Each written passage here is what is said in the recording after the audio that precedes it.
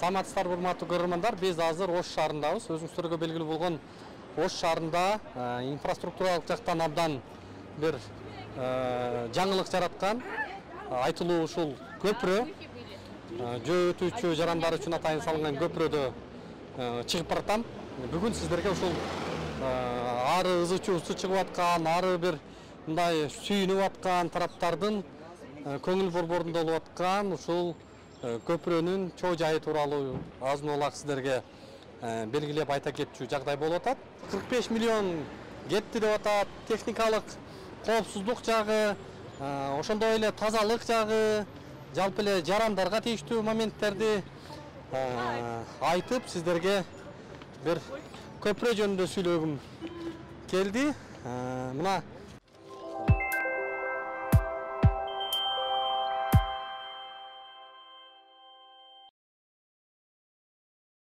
Урматтуу Москва шаарындагы мекендештер, Ваш стоматолог клиникасы сиздер үчүн жакшы мүмкүнчүлүктөрдү түздү. Клиникада стоматологиянын бардык кызматтары көрсөтүлөт.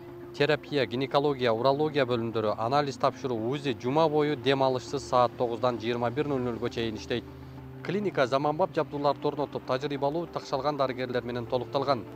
Менин катталуучуларым үчүн 20% арзандатуусу жана рентген консультациялар акысыз. Ошондой эле ишемби күндөрү УЗИ, жекшемби күндөрү терапевттин кабыл алуулары акысыз. Дареги Лухмановская метросу, Светозерская 32.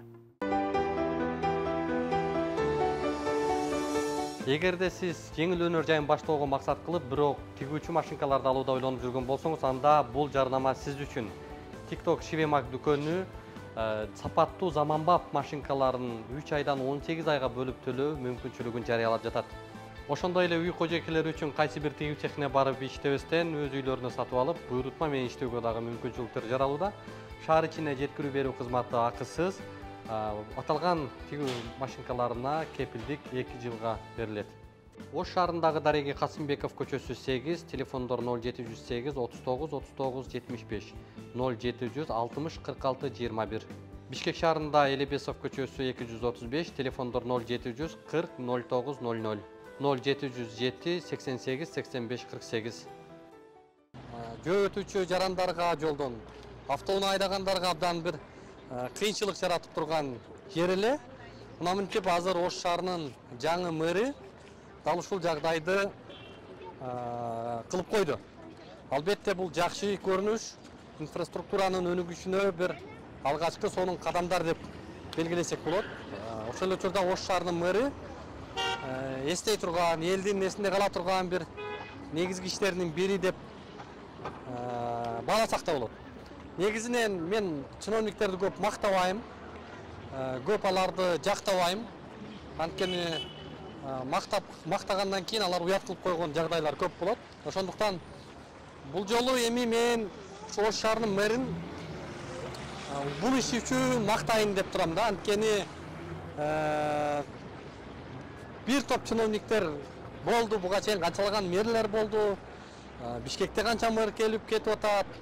Бирок келгенинен да кеткенинен да бир майнап чыкпаган акыбал көп.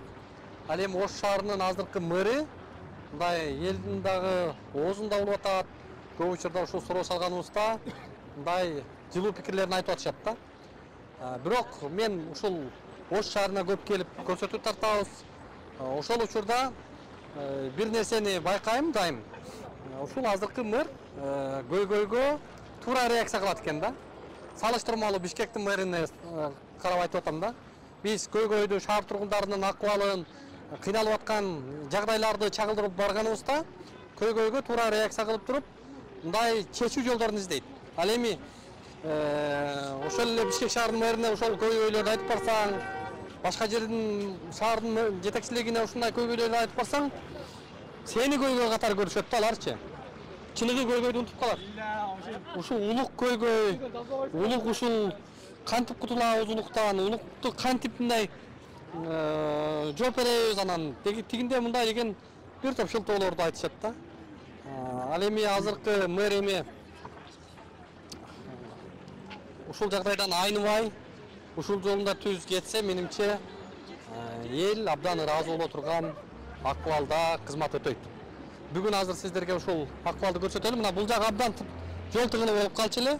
Анан бул тараптагы Масалиев көчөсү менен Навай көчөсү болуп калат экен. Эки тарабы тең ушундай жол тыгын болчу эле. Азыр бир топ айдоочулар үчүн мындай жакшы шарт түзүлүптүр. Анан бул жакка атайын лифттерди коюптур. Жалпы эле бул көпүрөнүн бүгүн канча каражат кетти, буга техникалык коопсуздугу кандай? Ушул сыяктуу суроолорго жооп издейли. Мына бул жакта жалаң жаштар, кары картаңдар же майып мүмкүнчүлүгү чектелген же жаш балалуу коляска сүрөгөн келин кыздарга такыр эле мүмкүнчүлүк болбойт экен бuyakta. Алар үчүн бул жакта лифтти коюптур.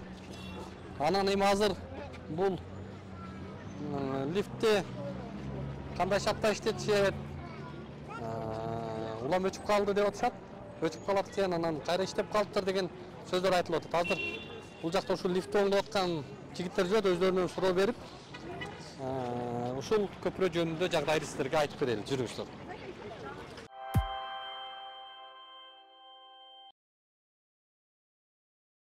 Урматтуу Москвадагы мекендештер, Кыргызстанга жүк салууну каалап, бирок кимден жиберүүнү ойлонуп жаткан болсоңуз, биз сиздерге ишенимдүү ишкерди сунуштайбыз. Бул ишкердин аты жөнү Зайырбек Маматкаримов.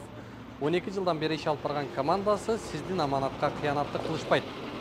Кыргызстанга салган жүгүңүздү күндүн аптабына же кыштын ызгаарына калтырбастан атайын жүк сактоочу кампасы Бишкек шаары Профсоюз көчөсү 38/1 дарегинде жайгашкан жүктү Москванын бардык жеринен өздөрү алып кетет. Алган жүктү Кыргызстандын 7 дубанына жеткирүүнү да кепилдешет. Кыргызстанга жумасына 2 машина жиберилет. Жүк баасы көлөмүнө жараша 500 рубльдан өйдө баланат. Дареги Нижегородское метросу, Перовское шоссе 9, строение 7. Байланыш номерлери +7 926 788 70 70, +7 929 624 63 64. Урматтуу айдоочу, автоунааңызды оңдотуу муктаждыгы жаралып жатса, анда сиз автоунааңызды устага алып баруунун кажети жок. Кадимки кол телефонуңуздан автомен тиркемеси аркылуу автоунаа усталарынын түрлөрүнө, тажрыйбасына, өзгөчөлүктөрүнө карап, сиз автоунааңызды каалаган жерден оңдото аласыз. Ал үчүн автомен тиркемесин Android колдонуучулар Google Play'ден, iPhone колдонуучулар App Store аркылуу жүктөп алып, регистрация кылып коюу жетиштүү болот. Баса, курулуш баштап, ширетүүчүлөрдү издеп жүргөн мекендештерибизге дал ошол жогорудагы тиркеменин иштөө принциптериндей эле ширетмен тиркемеси жардамга келет. Ширетүүчүлөрдү ширетмен тиркемесинен табасыздар. Кененирээк маалыматтар менен төмөндөгү Instagram баракчадан, ошондой эле сайттан тааныша аласыздар. Саламатсыздарбы? Кандайсыздар? Келиңиздер. Ден соолуктар жакшы, Улукбек атыбыз. Чыңгыз. Сиздин аты жөнүңүз? Менин атым Чыңгыз, фамилиям Абдыкаров. Биз кызматыңыз кандай? Мэриядабы? Кайсы? Мэрияда эмес, ушул строительный организацияда башкы инженер болуп иштейм. Муну көпүрөнү салуу. Көпүрөнү ошо башынан аягына чейин ошо азыр ушу аяктоо иштерин бүтүп калдык эле буюрса. Жакшы. Элдин жагдайы интернетке чыгып атат, лифт иштебей атат. Бул жакта мүмкүнчүлүгү чектелген жарандар, жалпы эле ушул Ош шаарынын тургундарына мындай өзү басып чыга албагандарга кыйынчылык жаратып атат депчи. Ошол боюнча айта кетсем, биз лифтти бүт баардык жумуштарды бүткөнбүз. Лифтти установка кылганыбызга уже иштеткенибизге бир 10 күндөй болуп калды. Азыр тестовый режим деп коет, баягы общий баардыгын эле ачык түрдө ачып койгонбуз. Бирок бул баягы инвалидтерге, мүмкүнчүлүгү чектелген жарандарга, анан кош бойлуу жарандарга, ошондой эле өзү чыга албаган кары картаңдарга деп каралган да булчу. Анан ошого мындай объявленияларды илип койдук. Андан сырткары ар бир лифтке 4 камера каралган. Сыртында, өйдөдө, ылдыйда биринчи этажда, ичинде бирөөсү, бирөөсү өйдөдө, общий обзорду карап берет. Булар, булар баардыгы азыр иштеп атат. Андан сырткары айта кетүүчү нерсе, 4 лифт бар. Бизде 4 жактан 4 лифт койгонбуз. Ошол 4 лифтке ар бирине 4 камера койдук. 16 камеранын баардыгын чогултуп, диспетчерский жасадык ылдыйга. Диспетчерскийден ал жерден камерадан бүт ким чыгып атат, ким түшүп атат, лифттен көрүнүп турат баардыгы. Андан сырткары азыр щит управление деп коет, дистанционный управление деп коет экен, пульт менен управление кылат экен. Ошол нерсени азыр установка кылып бүттүк буюрса. Азыр буквально азыр бүттүк.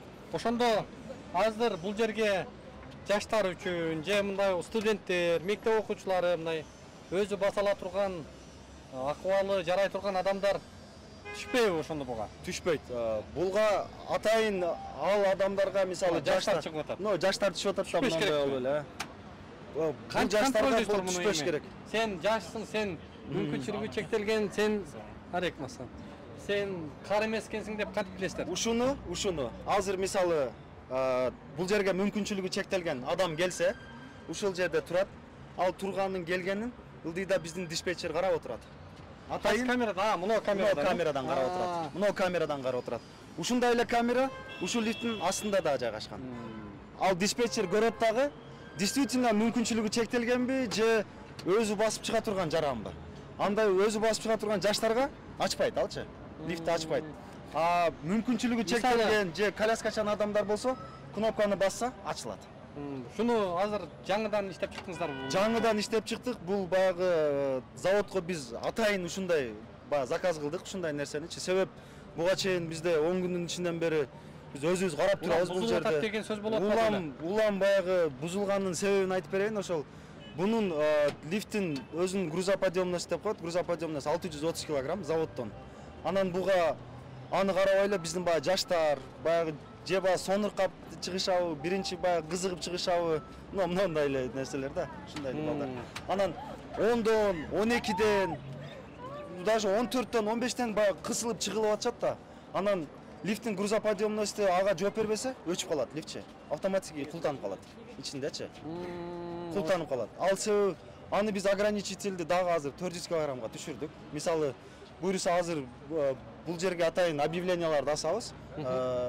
То, что адамдар максимум 5 адамдан ашып чыкканы мүмкүн эмес депчи.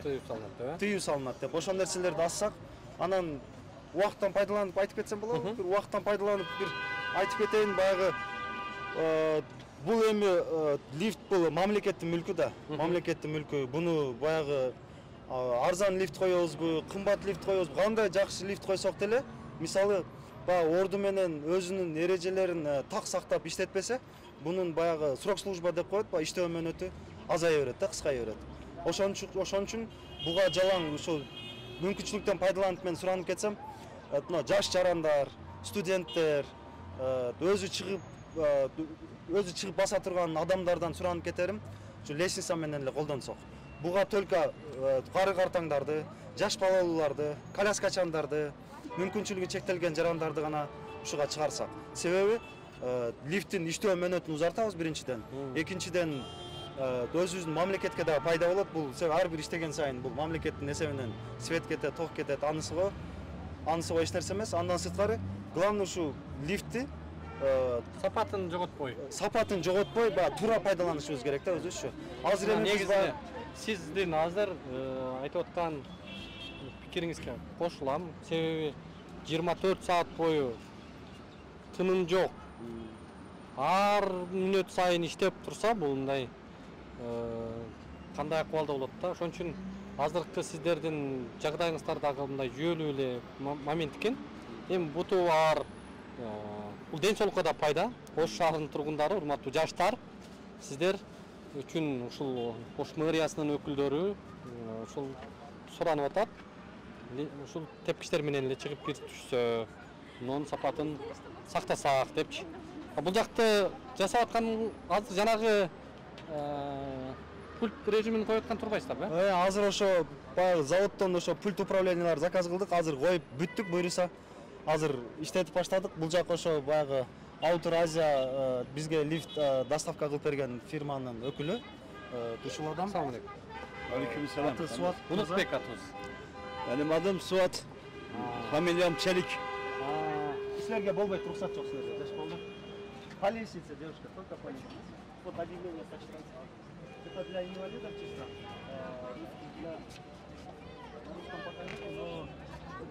Мына орусчада илип коюшуңуздар керек экен, англисчеде илип коюш керек экен бу жерге мисалы. Инвесторлор, туристтер, Кыргызстанга көп адам келет Ош шаарында. Нет, с той стороны тоже. Это просто этот лифт предусмотрено только для инвалидов, для беременных женщин и для пожилых людей, да? Вот поэтому. Да, у вот нас поэтому. идет ограничение, да? Да, у нас идет ограничение сейчас. Тогда вешайте значки, хорошо. Да, хорошо, это обязательно. Обязательно. Повесим. Мен чала алмадым. Ошол биз баягы бир эле нерсе баягы Көрдүңүз да? нерсени контролировать эте албай атабыз. Орус тилинде, англис тилинде илип койсоңуздар, Аны эске алабыз, сөзсүз. жакшы. Андан сырткары дагы бир момент. Мисалы, мына жерде камера турат деп атасыздар. Камера туруп, тиги карап, анан муну басат, ал ачпайт. Анан турат, неге ачпай атат? Анан неге иштебей атат деген суроолор болбош үчүн бул жерге жакшынакай кичинекей колонка микрофон коюп койсоңуздар. Ошону дагы айтып коюп атабыз. Атайын англис 3 тилде жаңырып турса, мисалы үчүн, төмөнкү жарандар үчүн бул лифтке түшүүгө тыюу салынат. Бул лифттин кызматы төмөндөгү критерийдеги адамдар үчүн деп, Эң туура айтасыз. Биз ошол нерсени эске алганбыз. Азыр мына как раз бул жак өкүлү турат. Биз ал нерсени да завод изготовителиге айттык. Ал нерсе азыр уже жасалып атат буюрса. Лифтти сиздер койдуңуздар. Өзüm koydum. Сапаты кандай бул лифттин? Жақсы. Канча жылга кепилдик бересиздер? Hazır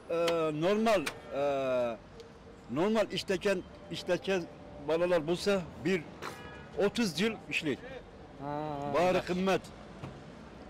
Bari jakşı motoru, anan şilti, eşiki, kabinası. Канча сом болду? Канча каражат болду? Bilmeyim.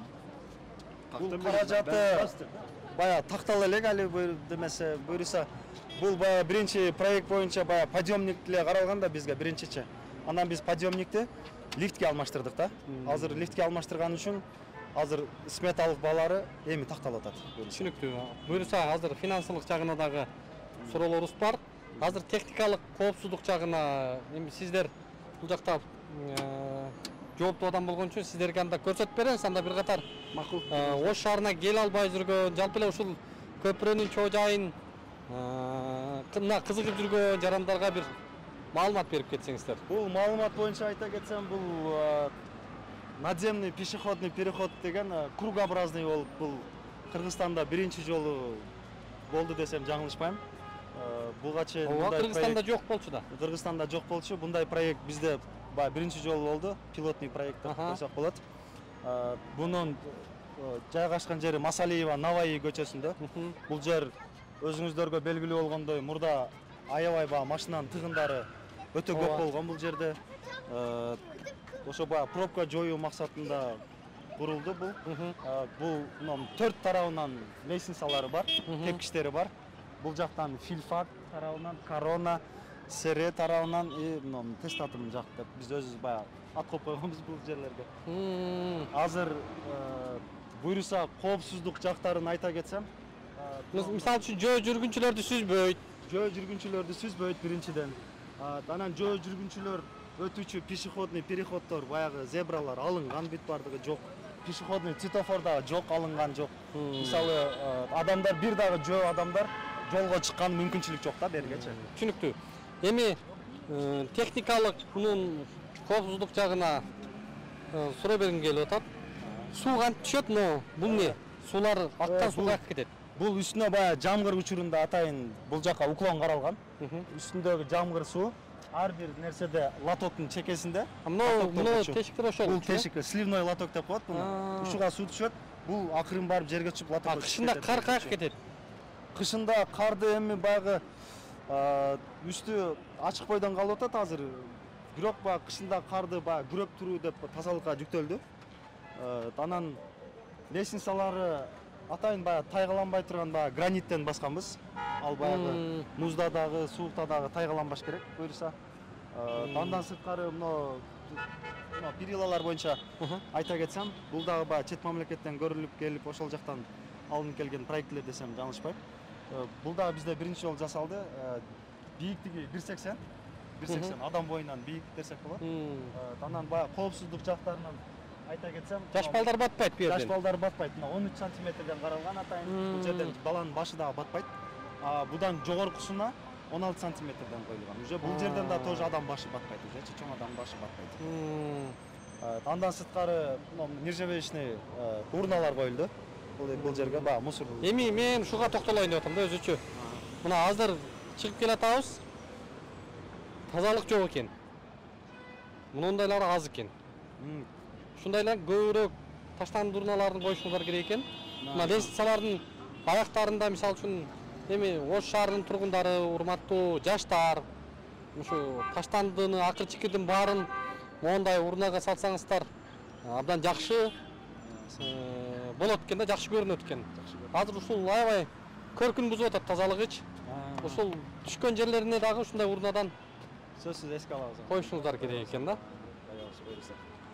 Жакшы, эми бул жакшы, абдан жакшы иш болду. Биз абдан мындай бир эле Ош шаарында эмес, Кыргызстандын борбору Бишкекке дагы ушундай адамдар көп өтүүчү жанагындай жерлерде, борбордо ушундай жерлер, ушундай көпүрөлөр көп болсо, мындай шаардыктарга жакшы шарт да болчу. Эң туура, эң туура.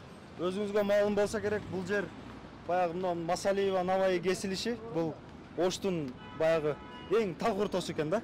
Анан бул жерде буга чейин өтө баягы машинанын тыгындары өтө көп ушул жерде байкалат эле да. Анан биз кече баягы босту бүтүп, жолду ачканда ушу бизге баягы результат билинди да. Мисалы мен Ошто бүгүн биринчи келдим да. Бул жактан автоунаа менен өттүк. Мындай мурдагыдай тыгын жок. Мурдагыдай тыгын байкалды. Замат деле өтүп кетет экенсиң да. Анан мындай сүйүнүп, ыраазы болуп калдым. Бул да болсо мындай убакытка, нервке, айдоочулардын мындай бир ыңгайлуу шарт түзүлүптүр да. Анан жогоруда сөз болот атпайбы? Муз таштанды мисалы мына карасаңыз. Могу жерде мисалы чогулуп калган. Мына могу жактар мисалы үчүн бүт таштанды. Мына могуларды караңыздар мисалы. Буну таштаганга жер жок мисалы. Могу жерге ушундай урналарды коюп койсо, баары жакшы болчу да экен. Эске алабыз. Сөзсүз. Сиздин сунушуңуз биз өзүбүз деле ойлоп аттык эле, бирок сиздин сунушуңуз да жакшы болду. Эрге дагы эске алабыз. Сөзсүз. Ар бир лестница түшкөндүн астына бирден урна коебуз буюрса. Жакшы, эми Ош шаарынын мэриясы жалпы ушул башка шаарларга үлгү катары, мындай бир жол катары жакшы иш жасады. Мактоого татырлык иш болду булчу. Жакшы болду. Кандай деп сындабайлы, кандай деп айтпайлы, бирок мына чекчейтип ушундай көпүрөнү салып койгондугу бул абдан жакшы көрүнүш да. Жакшы көрүнүш, аябай жакшы көрүнүш болду. Ооба, буюрса эми эң негизгиси элге жакшы болду да. Инфраструктура өнүгө берсин. Рахмат сиздерге. Биздин чиновниктер ушундай иштесин. Эми финансыга келели эми. 3 айда бүтүптүр. 25-inde башталган. 25-майда башталган. Августта бүттү. Августтун 31-ине бердик. Ооба. Канча каражат кетти ушуга мындай? Каражат шаардык бюджеттин эсебинен каралган. Бул 45 миллион 300 миң сом каралган бизге. Биз баягы кайсы компания курду? Осо Сапат курулуш биздики. Биз ошо баягы жоопкерчиликти мойнубузга алып, ошондой кыска мөөнөттө бүтүрүп беребиз деп өзүбүздүн мойнубузга алганбыз. Себеп дегенде бул жер баягы жолду жаап иштедик да. Баягы шаардын так ортосу болгондуктан баягы майдын аягына атайын баягы студенттер азаят, шаарда адам азаят дегендей, окуучулар азаят дегендей. Ошо убакытка келип жолду жаптык. Баягы жолду жаап алып эле 8-ден 5-ке чейин иш кылбай, бул жерде 24 саат иш болду да. Мына урматтуу Бишкек шаарынын мэри Эмил Абдыкадыров мырза, биз баягыда жолду жаап алып, Бишкекте да так ошундай жолдун ортосун жаап алып, айлап 6 айлап жаткыздыңыз эле. Ошону көтөрүп биз чыгардык эле. Анан ошого туура реакция кылбай кайра биз менен күрөштүңөр эле. Оштун мэриясынан үлгү алсаңар болот экен. Күнү түнү иштесе болот экен. Өзү айтып атат азыр. Күнү түнү 2 режимде биз иш алып барып, 3 айдын ичинде мындай заңгыраган көпүрөнү бүтүрүп коюшту. Мына иштесе, мына үлгү алса болот деп силерге ушул жагдайды факты менен көрсөтүп атабыз. Эми туура. Ошол эми жанагы эле сөздөр баягы түшүндүм. Эми жанагы пультту башкарган жерди көрсөтүп койбойсуз. Башкарган жерди көрсөтүп коюйм, сизге. Бул жак курулуптур да? Бул жакта атайын ошо мына технический помещение деп атайын ушу диспетчерский деп жасадык. Бул жерде. Бул жерде. Ичинде азыр биз баягы мэриянын балансына өткөзүп бере элекпиз али. Пока что биздин карамагыбызда турат. Биздин диспетчер отурат азырынча. Бул жакка кирсек, тааныштырсак, бул жанагы жер ушул жерде башкарат. Ушул жер. Онан өчөп койсоң.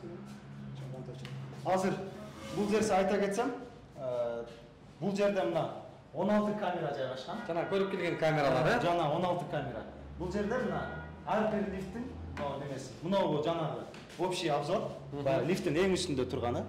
Бул мына биринчи лифттин экинчи этажы. Мына биринчи этажы. Мынау лифттин ичиндеги камера да. И бул жерде диспетчер кантип башкарат? Диспетчер бул жерге отурат да, камераны карап отурат. Мына мисалы мына адамдар келди, ушул кнопканы жандырат. Ушул кнопканы жанганда гана лифт ачылат да. Лифт ачылат. Мисалы экинчи лифттин алдына бир жаш балдар келип кнопканы басса, анан кийин карап туруп жаш бала болсо, мисалы өчүрүп койсо болот бул жерденчи.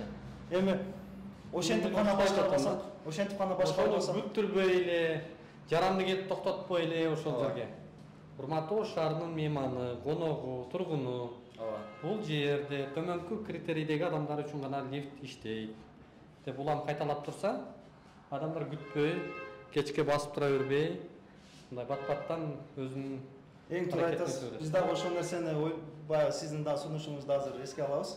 Баягындай отдельный колонка коюп, сүйлөтүп, бирөөнүчү ошол жерге илип, чтобы адамдар баягы сөзсүз окуп гана түшүнбөй, баягы угуп эле баягы аудиозаписти угуп түшүнө турган нерсесин да караштырабыз сөзсүз. Жакшы экен бул жериңизде. Бул жерде сиз айткан жогорудагы диспетчерлер отурат экен, анан баягы шофт болуп бөлүнүп, анан кесилип кеттиле, анан жарылып кеттир деген сөз болот атпайбы? Ошол боюнча ошолор тиги жерде бул бул атайын эмне үчүн деп аткан жер титирөөгө. Бул курулушта баягы деформационный шов деп коет. Курулушта өзү баягы СНИП, строительные нормы и правила деген китепте да каралган бул нерсе. Бул мосттун общий узундугу 146 метр болгондуктан, баягы узун да.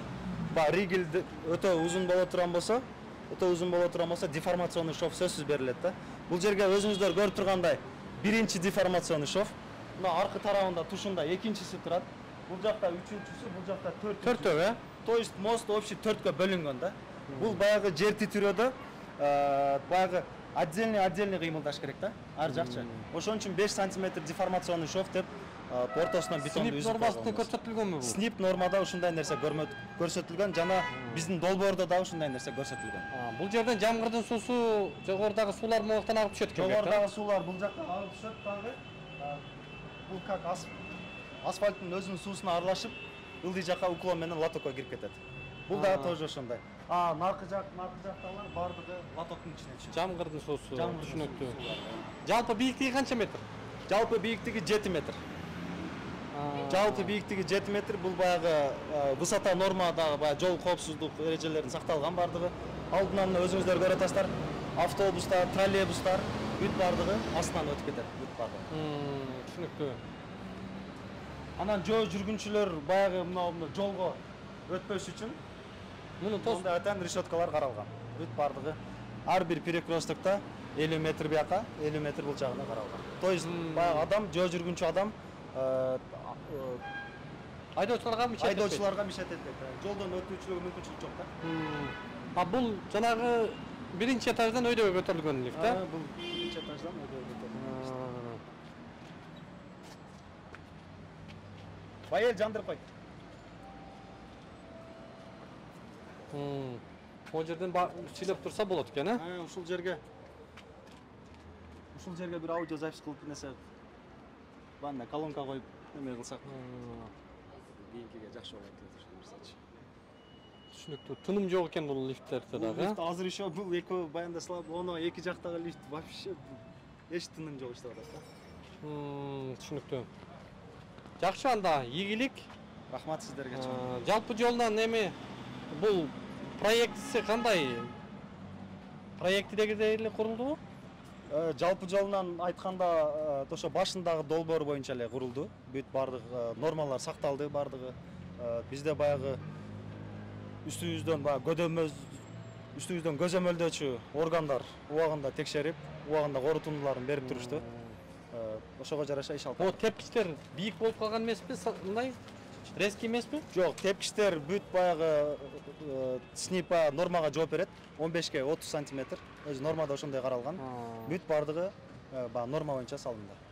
Түшүнүктүү. Ийгилик анда.